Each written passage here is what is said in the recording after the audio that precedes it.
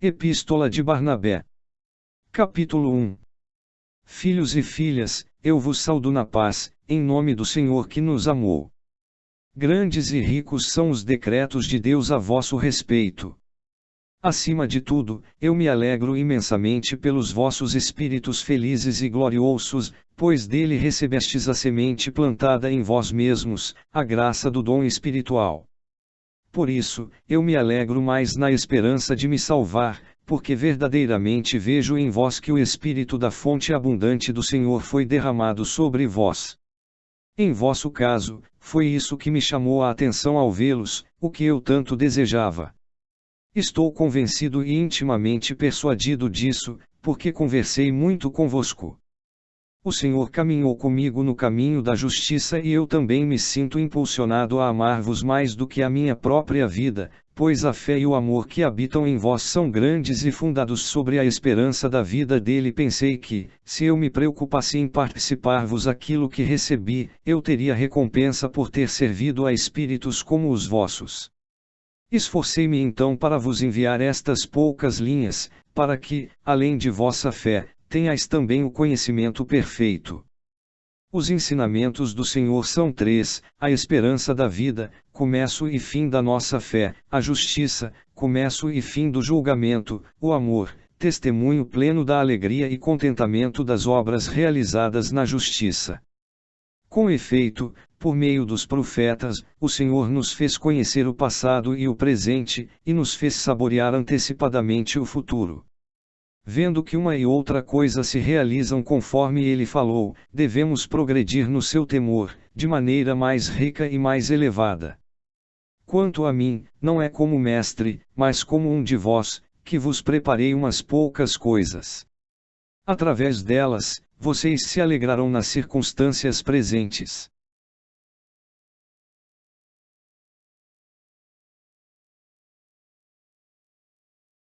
Presentes. Epístola de Barnabé. Capítulo 2.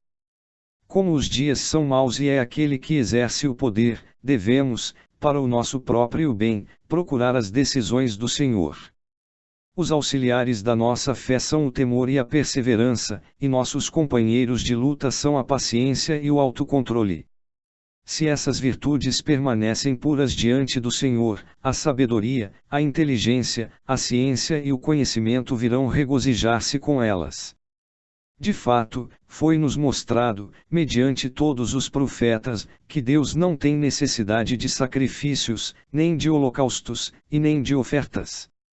Em certa ocasião, ele diz: "Que me importa a multidão de vossos sacrifícios, diz o Senhor. Estou farto dos holocaustos de carneiros e da gordura de cordeiros, não sangue de touros e de bodes, e nem que venhais vos apresentar diante de mim. Quem pediu essas coisas de vossas mãos? Não continueis a pisar em meu átrio. Se ofereceis flor de farinha, é em vão, vosso incenso para mim é abominação. Não suporto vossas neomenias e vossos sábados." Ele rejeitou essas coisas, para que a lei nova de nosso Senhor Jesus Cristo, que é sem o jugo da necessidade, não precise de oferta preparada por homens. Ele ainda lhes disse: "Por acaso, ordenei a vossos pais, ao saírem do Egito, que me oferecessem holocaustos? Pelo contrário, eis o que lhes ordenei, que nenhum de vós guarde em seu coração rancor contra o próximo e que não ame o juramento falso." Devemos, portanto, compreender, pois não somos sem inteligência, o desígnio de nosso Pai em sua bondade, pois ele se dirige a nós, desejando que procuremos o modo de nos aproximar dele, sem nos extraviar, como aqueles homens. Eis, portanto, o que ele nos diz. O sacrifício para Deus é um coração contrito, o perfume de suave odor para o Senhor é o coração que glorifica o seu Criador. Irmãos, devemos, portanto, cuidar de nossa salvação, para que o maligno não introduza em nós o erro, e nos atire, como pedra de funda, para longe da nossa vida. A respeito disso, falou-lhes ainda: "Com que finalidade jejuais para mim, diz o Senhor, como se ouve hoje aos gritos a vossa voz? Não é esse jejum que escolhi, diz o Senhor, não o homem que humilha a si mesmo." Nem quando dobrais vosso pescoço como um círculo, nem quando vos cobris de pano de saco e cinza, não chameis isso de jejum agradável. Para nós, porém, ele diz: Eis o jejum que eu escolhi, diz o Senhor, desata todas as amarras da injustiça, desfaz as cordas dos contratos iníquos, envia os oprimidos em liberdade, rasga toda a escritura injusta, reparte teu pão com os famintos, se vês alguém nu, veste-o, conduz para a tua casa os desabrigados, se vês algum pobre, não o depreis, não te afastes dos membros de tua família. Então tua luz romperá pela manhã, tuas vestes rapidamente resplandecerão, a justiça irá à tua frente e a glória de Deus te envolverá. Então outra vez gritarás, e Deus te ouvirá. Ao falar, ele te dirá: Eis-me aqui. Isso, se renunciares a tecer amarras, a levantar a mão, a murmurar, e se dires de coração o teu pão ao faminto e tiveres compaixão da pessoa necessitada. Por isso, irmãos, o paciente, Deus, prevendo que o povo, que ele preparou através do seu amado, acreditaria com simplicidade, nos antecipou todas essas coisas, para que nós, como prosélitos, não nos arrebentássemos contra a lei deles. Epístola de Barnabé capítulo 3.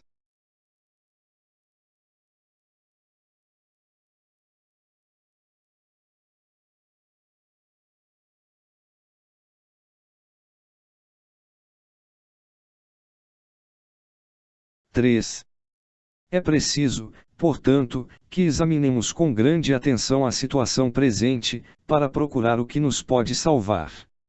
Fujamos, pois, radicalmente de todas as obras iníquas, para que as obras iníquas jamais se apoderem de nós. Odiemos o erro do mundo presente, para que sejamos amados no mundo futuro. Não demos à nossa alma a liberdade, de modo que ela não tenha poder de correr com os maus e pecadores, a fim de que não nos tornemos semelhantes a eles. O máximo do escândalo se aproxima, conforme está escrito, como diz Enoque. Com efeito, é por isso que o Senhor abreviou os tempos e os dias, a fim de que seu amado chegue mais depressa à herança. Assim diz o profeta: 10 reis reinarão sobre a terra e, depois disso, surgirá um pequeno rei que humilhará 3 reis de uma só vez.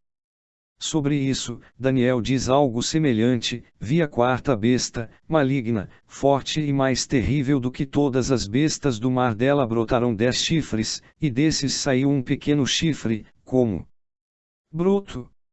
Este, de uma só vez, humilhou 3 dos chifres grandes. Deveis, portanto, compreender. Além disso, peço-vos insistentemente, eu que sou um e vós e vos amo a todos e a cada um em particular mais do que a mim mesmo, tomai cuidado para não ficardes como certas pessoas, que acumulam pecados, dizendo que a aliança está garantida para nós. Claro que é nossa. Eles, os judeus, a perderam definitivamente, embora Moisés já a tivesse recebido. De fato, a Escritura diz: Moisés jejuou na montanha durante 40 dias e 40 noites, e depois recebeu do Senhor a aliança, as tábuas de pedra escritas pelo dedo da mão do Senhor. Eles, porém, a perderam, por se terem voltado para os ídolos. Com efeito, assim disse o Senhor: Moisés, Moisés, desce depressa, pois teu povo pecou, aqueles que fizeste sair da terra do Egito. Moisés compreendeu, e jogou as 2 tábuas de suas mãos.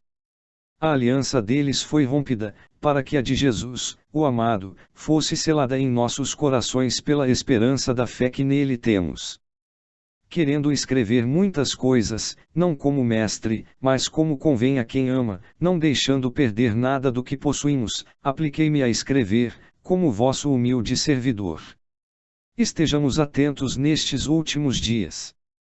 Nada adiantará todo o tempo de nossa vida e de nossa fé, se agora, neste tempo de impiedade, e na iminência dos escândalos, não resistirmos, como convém a filhos de Deus. A fim de que a treva não se infiltre em nós e às escondidas. Fujamos de toda a vaidade e odiemos completamente as obras do mau caminho. Não vos isoleis, dobrando-vos sobre vós mesmos, como se já estivesseis justificados, mas reuni-vos, para procurar juntos o vosso bem comum. De fato, a Escritura diz: ai daqueles que se creem inteligentes e que são sábios diante de si mesmos. Tornemo-nos espirituais, tornemo-nos um templo perfeito para Deus. Quanto nos for possível, apliquemo-nos ao temor de Deus e combatamos para observar seus mandamentos, a fim de nos alegrarmos em suas disposições. O Senhor julgará o mundo com imparcialidade, cada um receberá segundo o que fez. Se for bom, sua justiça o precederá, se for mal, diante dele irá o salário do mal. Tomemos cuidado para não ficarmos tranquilos como chamados, adormecendo sobre nossos pecados, de modo que o príncipe do mal se apodere de nós e nos afaste do reino do Senhor. Meus irmãos, compreendei ainda o seguinte: quando vedes que, depois de tantos sinais e prodígios acontecidos em Israel, assim mesmo eles foram abandonados, tomemos cuidado, como está escrito, para que não sejamos encontrados muitos chamados, mas poucos escolhidos.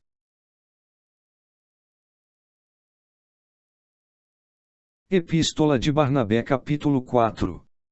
O Senhor suportou entregar sua própria carne à destruição, para que fôssemos purificados pelo perdão dos pecados, isto é, pela aspersão feita com seu sangue.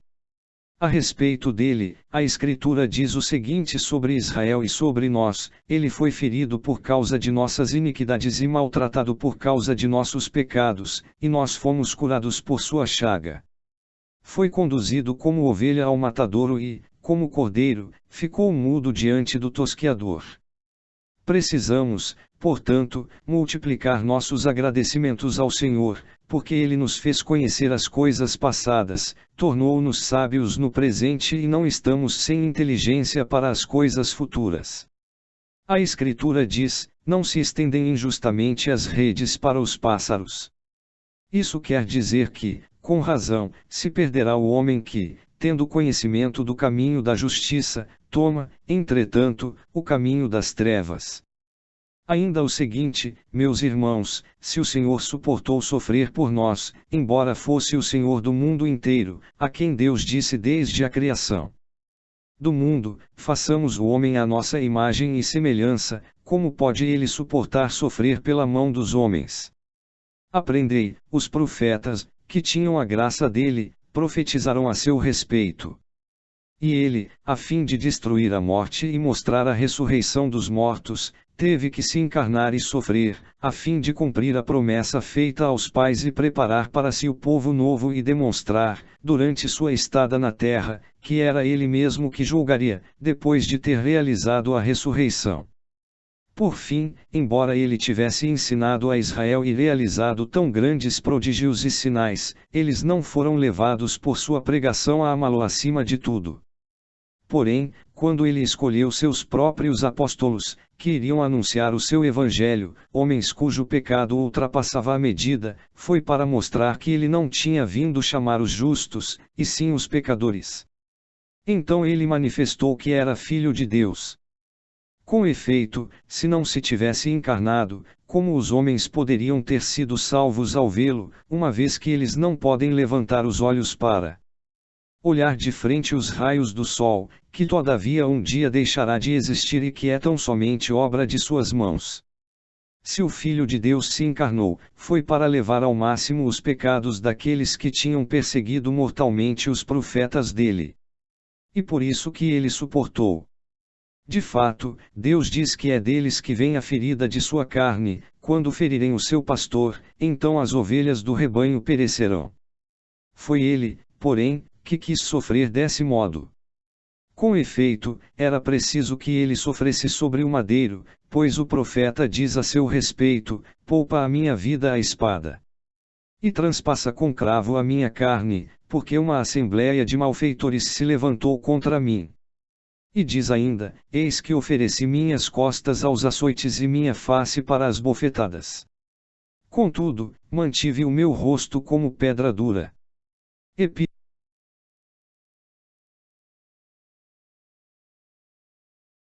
Epístola de Barnabé capítulo 5. O que diz ele, quando cumpriu o mandamento? Quem é que me julga? Coloque-se diante de mim. Ou quem quer ser declarado justo diante de mim? que se aproxime do servo do Senhor. Ai de vós! Porque todos vós envelhecereis como veste e a traça vos roerá. E o profeta continua: uma vez que ele foi colocado como sólida pedra para esmagar, eis que colocarei nos alicerces de Sião uma pedra de grande valor, escolhida, angular e preciosa. O que diz em seguida? Aquele que nela crer, viverá para sempre. Será que a nossa esperança está numa pedra? De modo nenhum. Mas foi o Senhor que tornou forte a sua carne. Com efeito, ele diz: ele me tornou como pedra dura. O profeta continua: a pedra que os construtores rejeitaram tornou-se a cabeça de ângulo. E diz ainda: este é o dia grande e maravilhoso que o Senhor fez. Eu, humilde servo do amor, vos escrevo com simplicidade, para que compreendais. O que diz ainda o profeta? Uma assembleia de malfeitores me rodeou. Eles me cercaram como abelhas ao favo. E sobre minhas vestes tiraram sortes. E como era na sua carne que ele devia revelar-se e sofrer, sua paixão foi revelada de antemão. De fato, o profeta diz a respeito de Israel: ai da vida deles! Pois conceberão um desejo mau contra si mesmos, dizendo: amarremos o justo, porque ele nos incomoda. Que lhes diz Moisés, outro profeta? Eis o que diz o Senhor Deus: entrai na terra boa, que o Senhor prometeu a Abraão, Isaque e Jacó. Tomai posse dessa terra, onde correm leite e mel. O que diz a sabedoria? Aprendei, ponde vossa esperança em Jesus, que deve revelar-se a vós na carne. Com efeito, o homem é terra que sofre, pois é da terra que Adão foi plasmado. Que significa, na terra boa, terra onde correm leite e mel.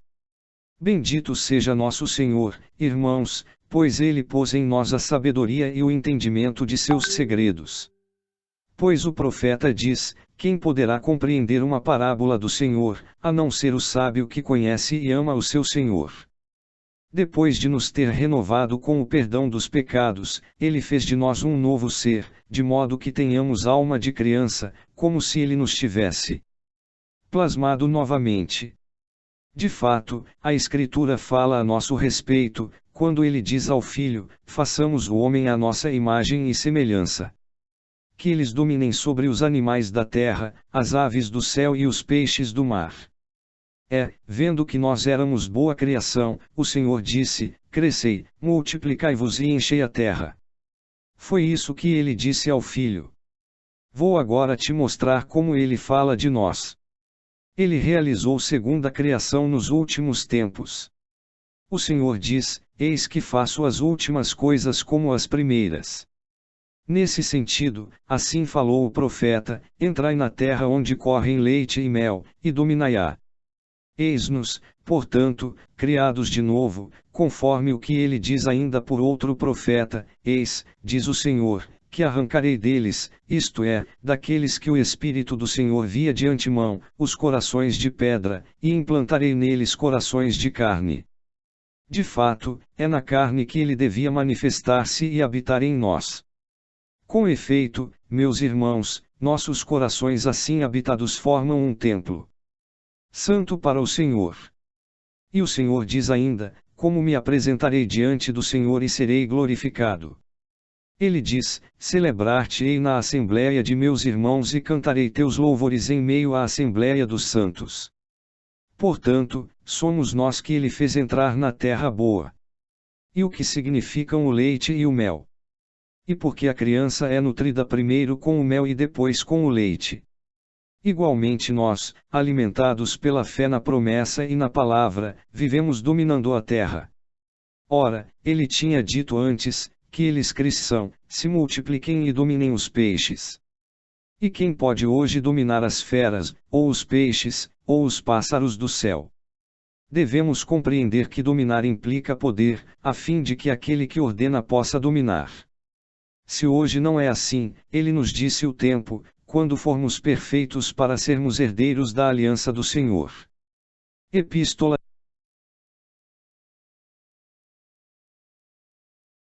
Epístola de Barnabé capítulo 6.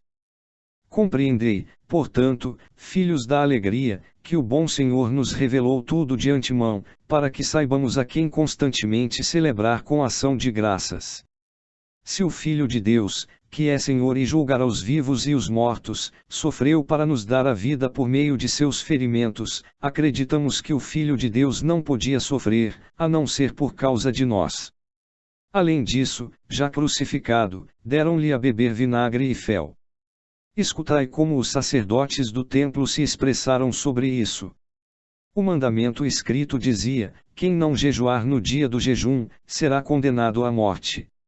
O Senhor deu esse mandamento, porque também ele devia oferecer a si próprio pelos nossos pecados, como receptáculo do Espírito, em sacrifício, a fim de que fosse cumprida a prefiguração manifestada em Isaque, oferecido sobre o altar. O que diz ele por meio do profeta?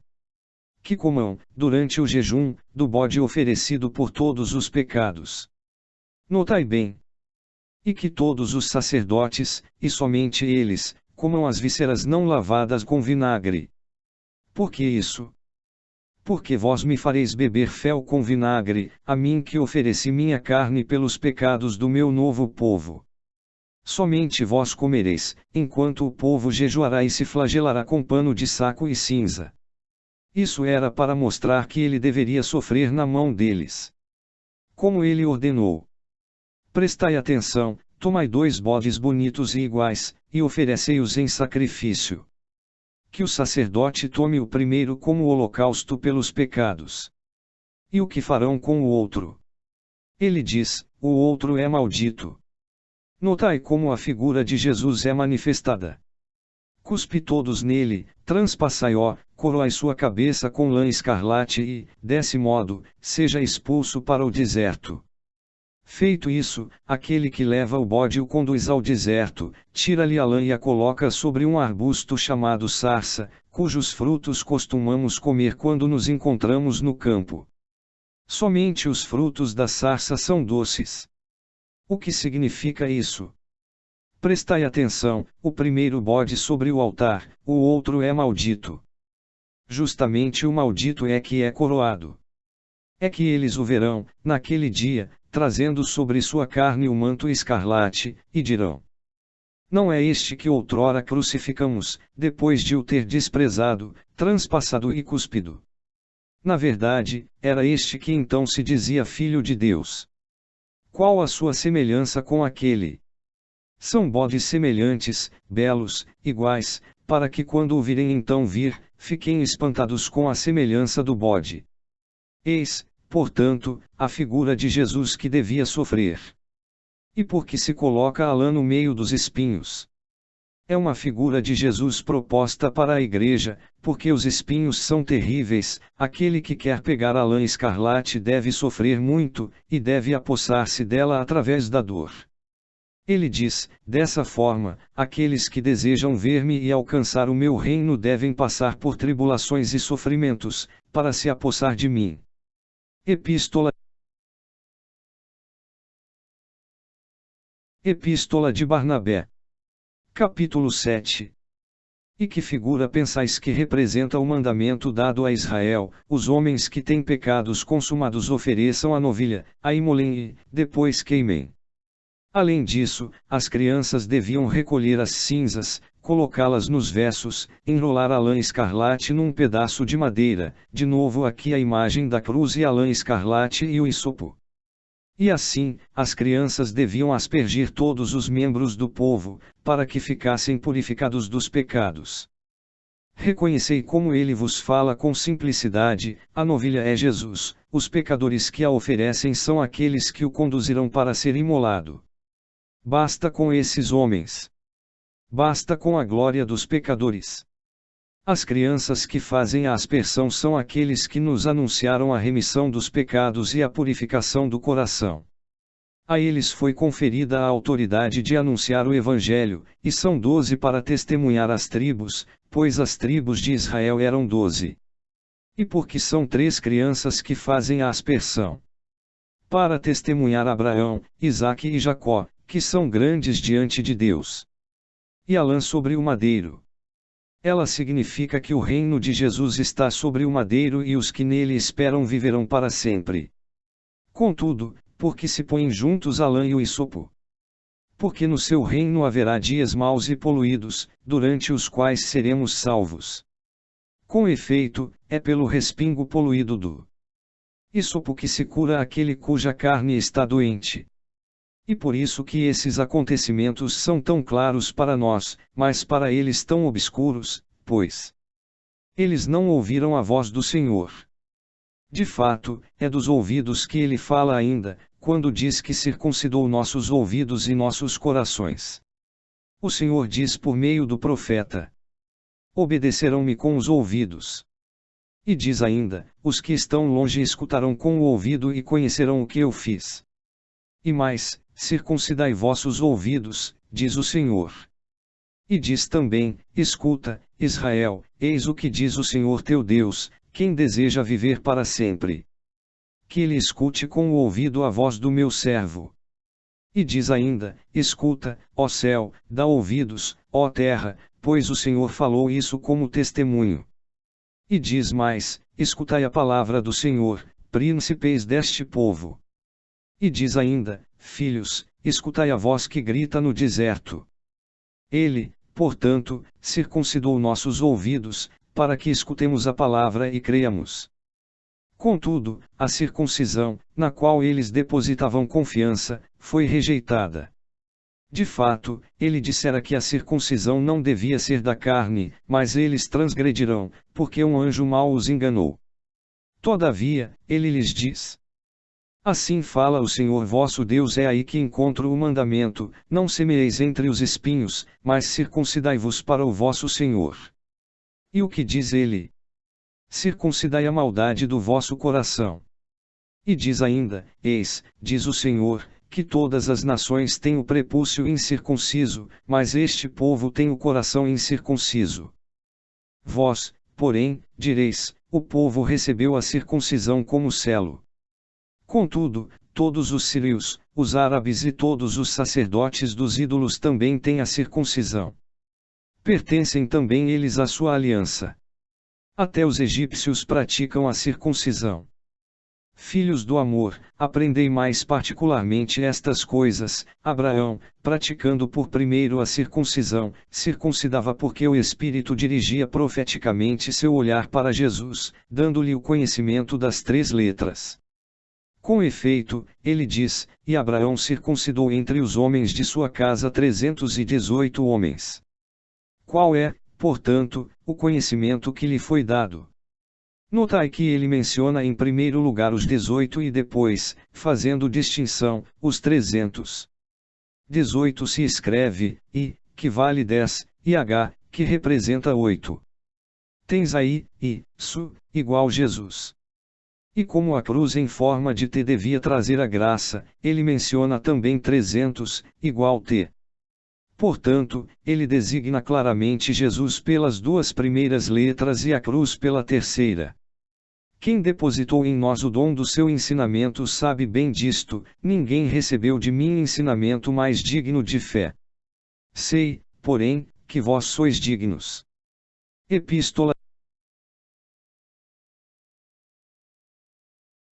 Epístola de Barnabé capítulo 8. Moisés disse: não comereis porco, nem águia, nem gavião, nem corvo, nem peixe algum que não tenha escamas. Porque ele tinha em mente 3 ensinamentos. Por fim, ele diz a eles no Deuteronômio: exporei a esse povo as minhas decisões. A proibição de comer não é, portanto, mandamento de Deus, pois Moisés falava simbolicamente.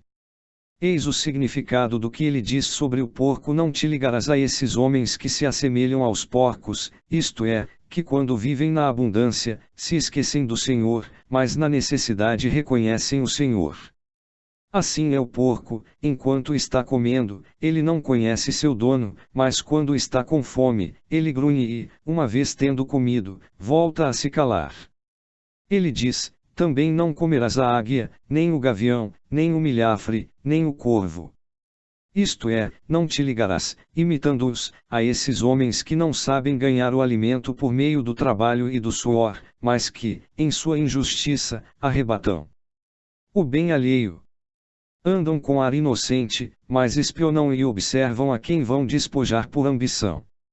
Eles são como essas aves, as únicas que não providenciam o alimento por si próprias, mas se empoleiram ociosamente, procurando a ocasião de se alimentar da carne dos outros. São verdadeiros flagelos por sua crueldade.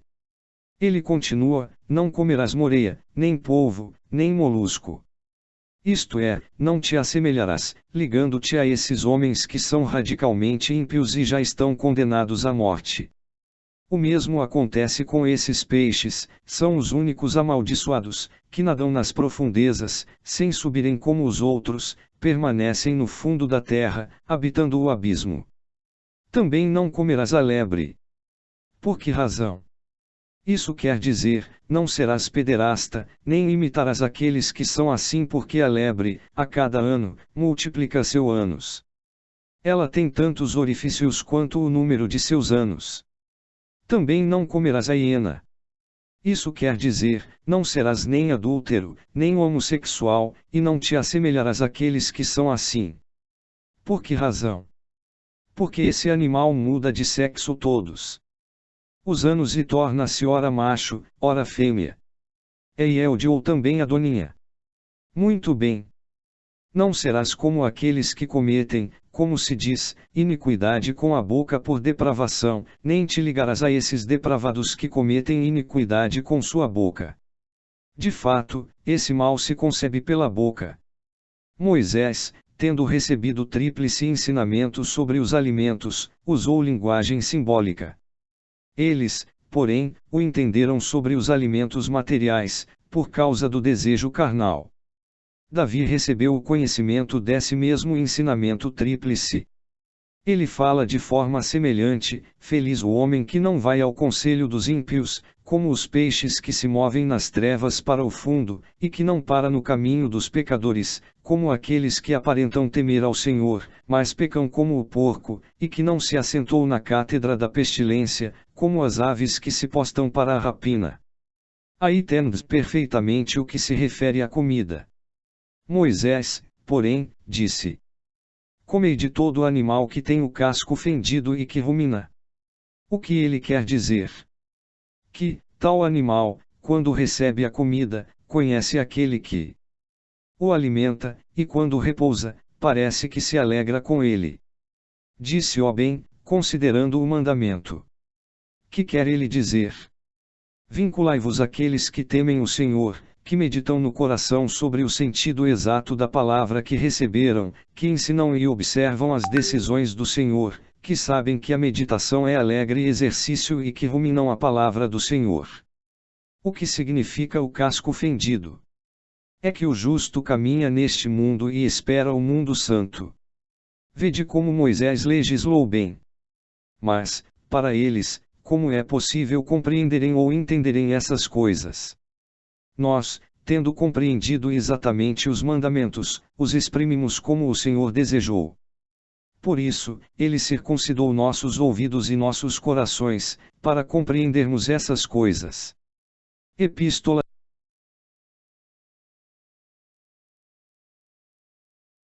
Epístola de Barnabé. Capítulo 9.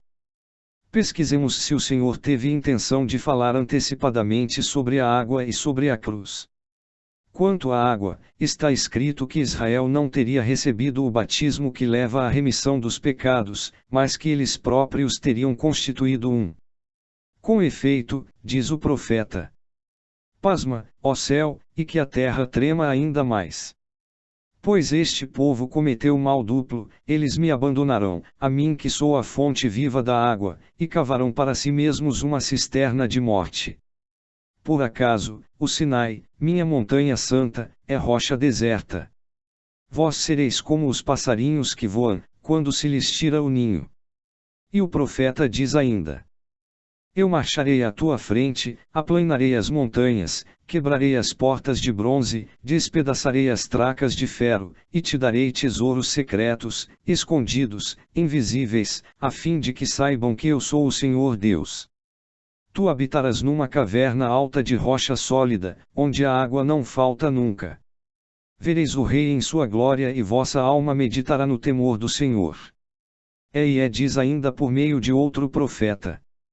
Quem assim age, será como a árvore plantada junto à corrente d'água, e que dá seu fruto no tempo certo. Sua folhagem não cairá, e tudo o que ele fizer terá sucesso. Não são assim os ímpios, não são assim. Eles são, antes, como a poeira que o vento espalha na face da terra. E por isso que os ímpios não se levantarão no julgamento, nem os pecadores no conselho dos justos. Pois o Senhor conhece o caminho dos justos, mas o caminho dos ímpios perecerá.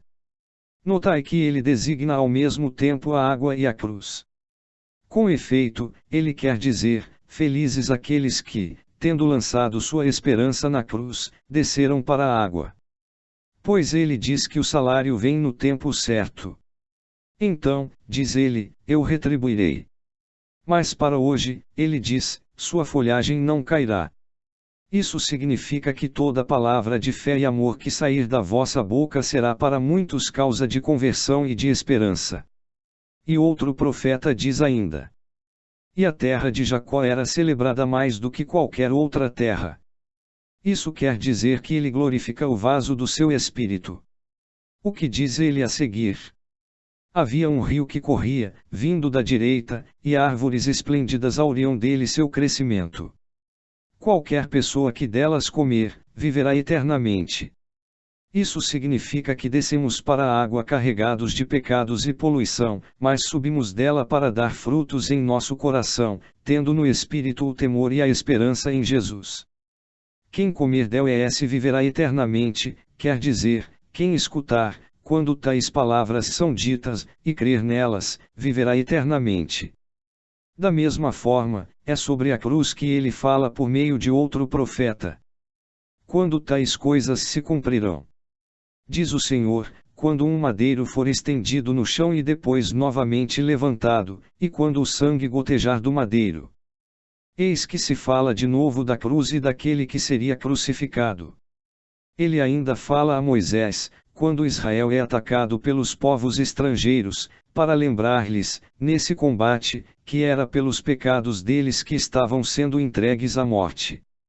Falando ao coração de Moisés, o Espírito lhe fez representar a figura da cruz e de quem sofreria, pois, diz ele, se não esperarem nele, serão eternamente atacados. Então Moisés amontou as armas no meio do combate e, de pé, no lugar mais alto de todos, estendeu os braços, e assim Israel venceu novamente. Em seguida, cada vez que os abaixava, os israelitas sucumbiam outra vez. Por quê? Para que soubessem que não podiam ser salvos, se não confiassem nele. Por meio de outro profeta, ele diz ainda. O dia inteiro estendi meus braços para um povo desobediente e que se opõe ao meu justo caminho. Outra vez ainda, no momento em que Israel sucumbia, Moisés fez prefiguração de Jesus, mostrando que ele devia sofrer, e justamente aquele que acreditavam estar morto na cruz, haveria de dar a vida. De fato, o Senhor fez com que todo tipo de serpentes os mordesse, e eles morriam. Embora a serpente tenha sido para Eva o instrumento da desobediência, ele queria assim convencê-los de que era por causa da desobediência deles que seriam entregues à tortura da morte. Finalmente, o próprio Moisés tinha ordenado: não tereis, como vosso Deus, nenhuma imagem fundida ou esculpida. Mas ele próprio fez uma serpente de bronze, colocou-a diante de todos, e convocou o povo. Quando se reuniram naquele lugar, suplicaram a Moisés que intercedesse pela cura deles. Moisés, porém, lhes respondeu: quando alguém de vós for mordido, venha até a serpente fixada ao madeiro e creia com confiança. Crendo que essa serpente, embora morta, possa dar a vida, no mesmo instante será salvo. Assim fizeram eles. Eis aqui de novo a glória de Jesus, porque tudo está nele e tudo é para ele. Que diz ainda Moisés a respeito do profeta Jesus, Josué, filho de Nave, dando-lhe esse nome, somente para que todo o povo ouvisse que o Pai revela todas as coisas em torno de seu filho Jesus. Enviando-o para explorar o país, depois de lhe ter dado esse nome, Moisés disse a Jesus, filho de Nave: Toma em tuas mãos um livro e escreve o que diz o Senhor: nos últimos dias, o Filho de Deus arrancará pelas raízes a casa de Amaleque. Mais uma vez, eis que Jesus, manifestado em prefiguração carnal, não filho de homem, mas filho de Deus. Porque diriam que o Cristo é filho de Davi, o próprio Davi, temendo e prevendo o erro dos pecadores, profetiza. Disse o Senhor ao meu Senhor: assenta-te à minha direita, até que eu ponha os teus inimigos como estrado para teus pés. Isaías também diz: o Senhor disse ao Cristo: meu Senhor, eu o tomei pela mão direita, para que as nações lhe obedeçam, e eu romperei a força dos reis. Vede como Davi o chama Senhor, e não filho.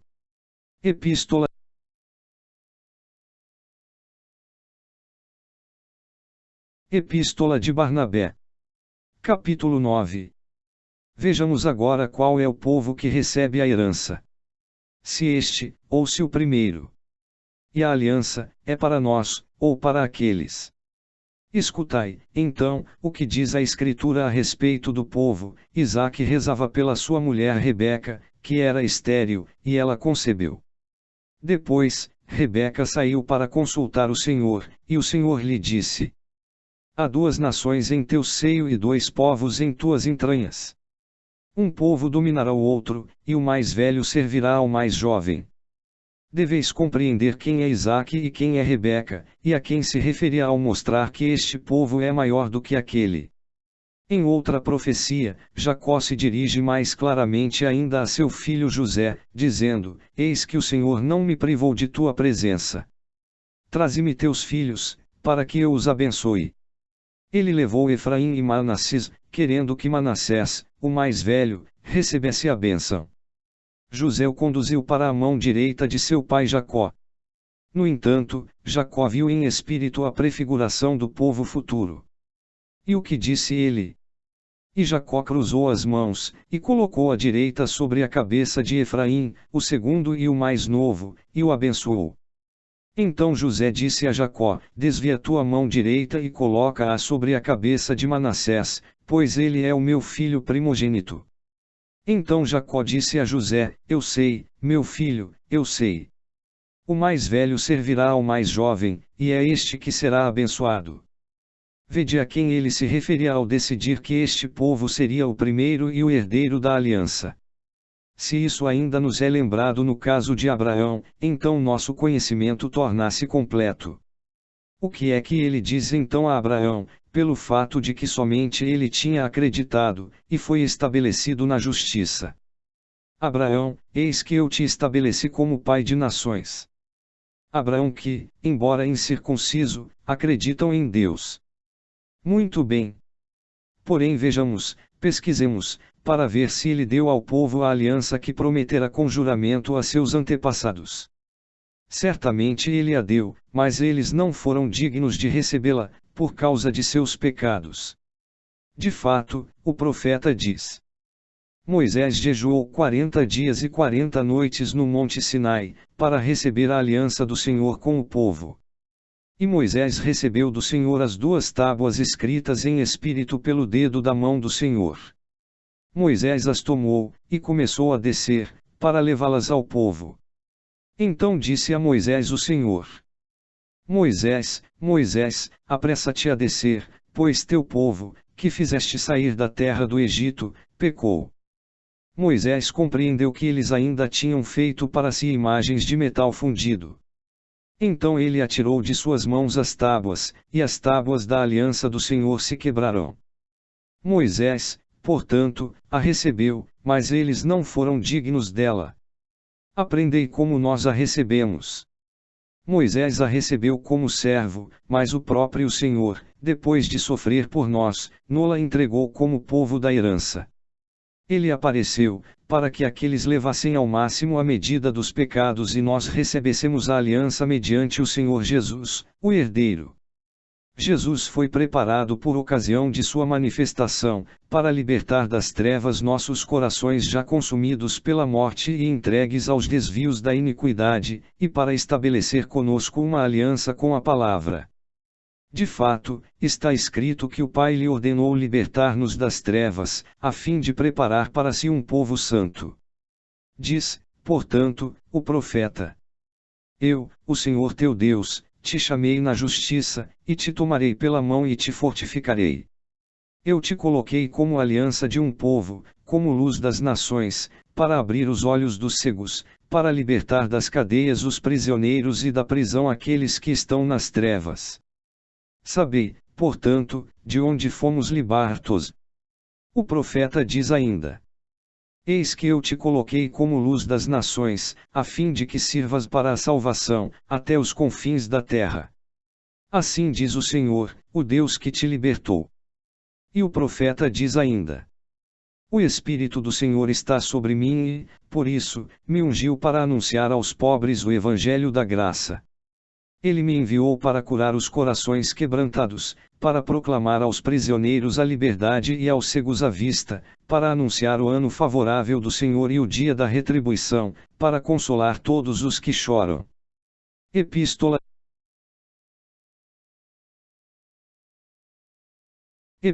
de Barnabé capítulo 10. Ainda, sobre o sábado, está escrito no Decálogo que Deus o entregou pessoalmente a Moisés sobre o monte Sinai: santificai o sábado do Senhor com mãos puras e coração puro. Em outro lugar, ele diz: se meus filhos guardarem o sábado, então estenderei sobre eles a minha misericórdia. Ele menciona o sábado no princípio da criação: em 6 dias, Deus fez as obras de suas mãos e as terminou no 7º dia, e nele descansou e o santificou.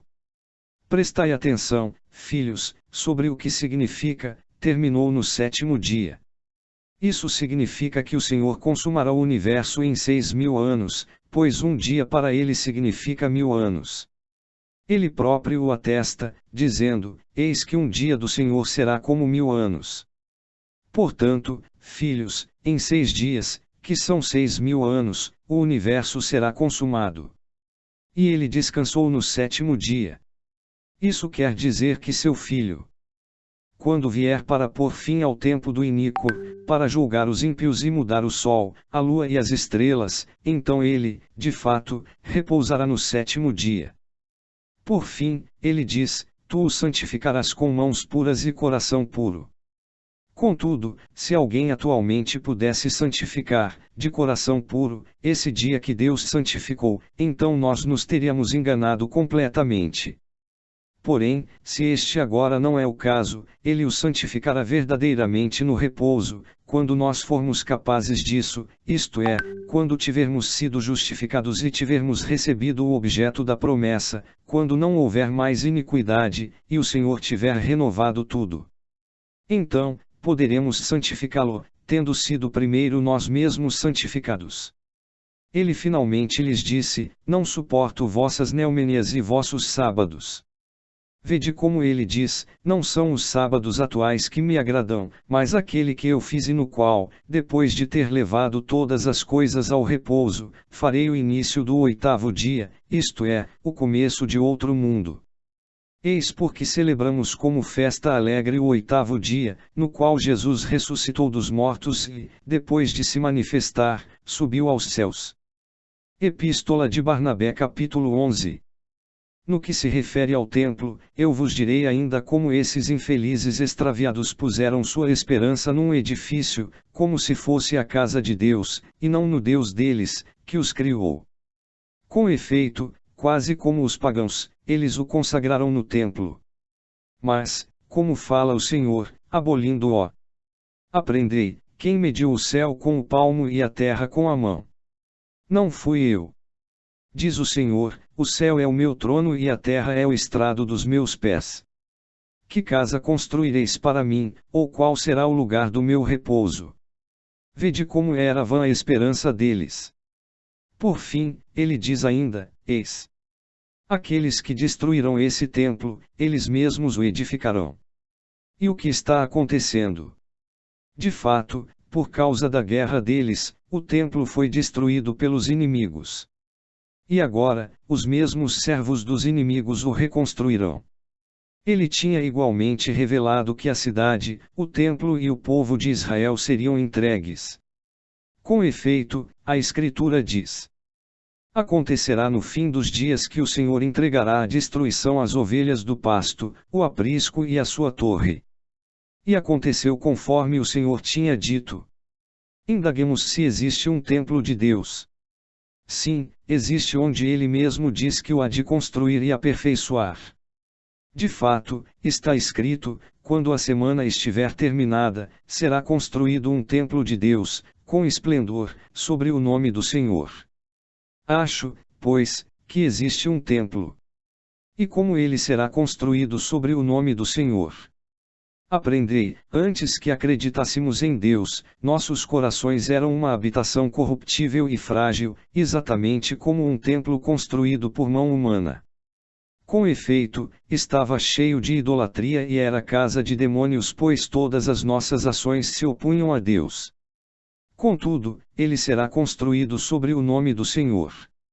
Estai atentos, para que o templo do Senhor seja construído com esplendor. De que modo? Aprendei, recebendo o perdão dos pecados e pondo nossa esperança no nome, nós nos tornamos novos, recriados desde o princípio. É por isso que Deus habita verdadeiramente em nós, tornando-nos sua morada. Como?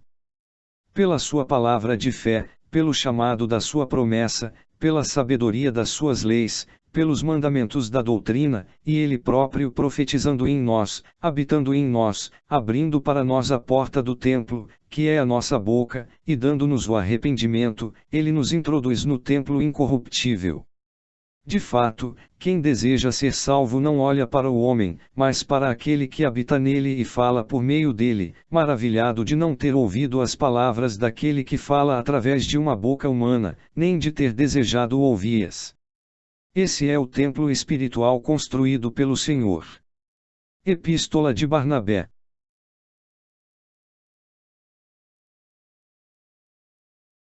Epístola de Barnabé. Capítulo 12. Eu vos expliquei essas coisas com a maior simplicidade possível, e espero não ter deixado nada de lado. Com efeito, se vos escrevesse sobre o presente ou o futuro, não compreenderíeis, pois isso permanece em parábolas. Sobre esse assunto, chega. Passemos para outro tipo de conhecimento e ensinamento. Existem dois caminhos de ensinamento e autoridade, o da luz e o das trevas. A diferença entre os dois é grande. De fato, sobre um estão postados os anjos de Deus, portadores da luz, e sobre o outro, os anjos de Satanás. Um é senhor de eternidade em eternidade, o outro é príncipe do presente tempo da iniquidade. Este é o caminho da luz. Se alguém quer andar no caminho e chegar ao lugar determinado, que se esforce em suas obras. Eis, portanto, o conhecimento que nos foi dado para andar nesse caminho. Ama aquele que te criou. Teme aquele que te formou. Glorifica aquele que te resgatou da morte. Sê simples de coração e rico de espírito. Não te ligues àqueles que andam no caminho da morte. Odeia tudo o que não é agradável a Deus. Odeia toda a hipocrisia. Não abandones os mandamentos do Senhor. Não te engrandeças a ti mesmo, mas sê humilde em todas as circunstâncias. Não te arrogues glória. Não planejes o mal contra o teu próximo. Não te entregues à insolência. Não pratiques a prostituição, nem o adultério, nem a pederastia. Não divulgues a palavra de Deus entre pessoas impuras. Não faças diferença entre as pessoas, ao corrigir alguém por sua falta. Sê manso, tranquilo, respeitando as palavras que ouviste. Não sejas vingativo para com teu irmão. Não fiques hesitando sobre o que vai ou não acontecer. Não tomes em vão o nome do Senhor. Ama o teu próximo mais do que a ti mesmo. Não mates a criança no seio da mãe, nem logo que ela tiver nascido.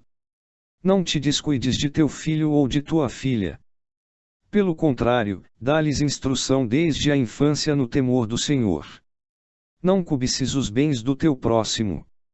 Não sejas avarento, não te juntes de coração com os grandes, mas conversa com os justos e pobres. Aceita como boas as coisas que te acontecem, sabendo que nada acontece sem o consentimento de Deus. Não sejas dúplice no pensar e no falar, porque a duplicidade é armadilha mortal. Sê submisso a teus senhores, com respeito e reverência, como a imagem de Deus. Não des ordens com rudeza ao teu servo ou à tua serva, pois eles esperam no mesmo Deus que tu, para que não percam o temor de Deus, que está acima de uns e de outros. Com efeito, ele não vem chamar a pessoa pela aparência, mas aqueles que o Espírito preparou. Compartilha tudo com o teu próximo, e não digas que são coisas tuas. Se estais unidos nas coisas incorruptíveis, tanto mais nas coisas corruptíveis. Não sejas loquaz, porque a boca é armadilha mortal. O quanto pudes, sê puro com a tua alma. Não sejas como os que estendem a mão na hora de receber, e a retiram na hora de dar. Ama, como a pupila do teu olho, todo aquele que te anuncia a palavra de Deus. Lembra-te noite e dia, do dia do julgamento. A cada dia, procura a companhia dos santos. Empenha-te com a pregação, exortando e preocupando-te em salvar uma alma pela palavra, ou então em trabalhar com tuas mãos, para resgatar teus pecados. Não hesites em dar, nem des reclamando, pois sabes quem é o verdadeiro remunerador da tua recompensa. Guarda o que recebeste, sem nada acrescentar ou tirar. Odeia totalmente o mal, julga de modo justo. Não provoques divisão. Pelo contrário, reconcilia aqueles que brigam entre si. Confessa os teus pecados. Não te apresentes em má consciência para a oração. O caminho da treva é tortuoso e cheio de maldições. De fato, em sua totalidade, ele é o caminho da morte eterna nos tormentos. Nele se encontram as coisas que arruinam a alma dos homens: idolatria, insolência, altivez do poder, hipocrisia, duplicidade de coração, adultério, homicídio, rapina, orgulho, transgressão, fraude, maldade, arrogância, feitiçaria, magia, avareza e ausência do temor de Deus. São os que perseguem os bons, odeiam a verdade, amam a mentira, ignoram a recompensa da justiça, não se ligam ao bem nem ao julgamento justo, não cuidam da viúva e do órfão, não vigiam para o temor de Deus, mas para o mal, afastam-se da mansidão e da paciência, amam as vaidades, correm atrás da recompensa, não têm misericórdia para com o pobre, recusam ajudar o oprimido, difamam facilmente, ignoram o seu Criador, matam crianças, corrompem a imagem de Deus, não se compadecem do necessitado, não se importam com os atribulados, defendem os ricos, são juízes injustos com os pobres, e, por fim, são pecadores consumados. É bom, portanto, aprender as sentenças do Senhor, que estão escritas, e a elas conformar o comportamento. Com efeito, aquele que as pratica será glorificado no reino de Deus, mas aquele que escolher o outro caminho, perecerá com suas obras. Por isso, existe ressurreição, e por isso existe retribuição. A vós, que sois superiores, peço que aceitem um conselho da minha benevolência, tendes no meio de vós pessoas para com as quais praticar o bem. Não deixem de o fazer. Está próximo o dia, no qual todas as coisas perecerão com o maligno. Está próximo o Senhor, justo com a sua retribuição. Peço-vos ainda, sede bons legisladores para vós mesmos, permanecei fiéis conselheiros para vós mesmos, afastai de vós toda a hipocrisia. O Deus, que reina sobre o mundo inteiro, vos dê sabedoria, inteligência, ciência, conhecimento de suas decisões, e perseverança. Deixai-vos instruir por Deus, procurando o que o Senhor quer de vós, e praticai-o, para que vos encontreis no dia do julgamento. Se vos recordais do bem, lembrai-vos de mim ao meditar sobre essas coisas. Desse modo, meu desejo e minha vigilância levarão a realizar algum bem. Peço-vos com insistência, como uma graça, enquanto o belo vaso ainda está convosco, não negligencieis nada das vossas coisas, mas buscai-as constantemente e cumpri todos os mandamentos, pois eles são dignos. Eis porque me esforcei em vos escrever, segundo minhas possibilidades. Eu vos saudo, filhos do amor e da paz. Que o Senhor da glória e de toda a graça esteja com vosso espírito.